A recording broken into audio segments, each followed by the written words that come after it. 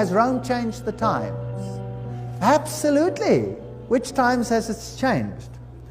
Just about everything. Which calendar are we keeping? We are keeping the Gregorian calendar. The Gregorian calendar. Who was Gregory? He was a pope. Why did Gregory change the calendar? Because he had to change the times. You see? He had to change the times. Now today is a good day to talk about this because today is the feast of Ishtar. Oh, sorry. Let's rephrase that. Today is Easter. And the feast of Ishtar and Easter are two very different things. Easter. There is no such thing.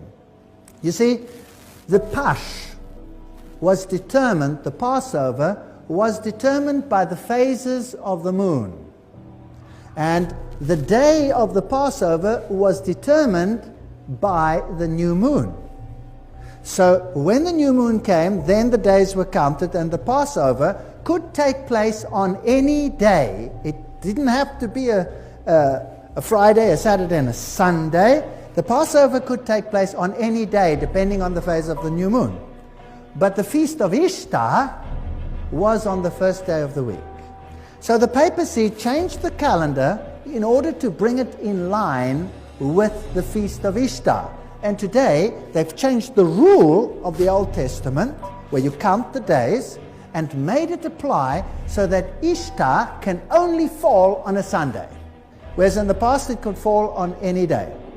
Now, that is saying that they distantiate themselves from the Passover lamb. Even worse.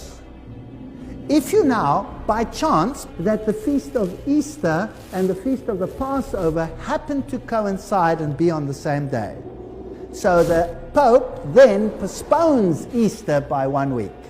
So he changed the feast days, he changed the times so that it can fall into line with that, he changed the whole calendar to bring it in line with the pagan feasts, and he changed the law of God.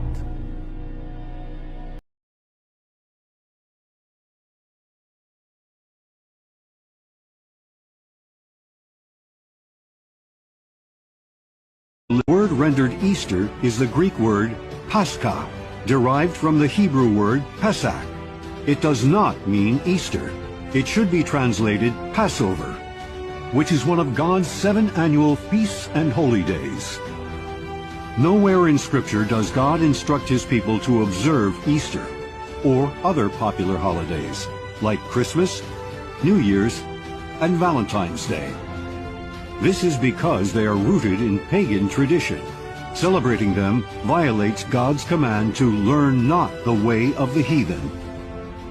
The true origin of Easter comes from pagan beliefs, centered on the worship of false gods, which defies the first commandment, "You shall have no other gods before me." The name of this holiday is derived from the ancient Sumerian goddess Ishtar, and each of its common symbols also have roots in Babylonian, Egyptian, and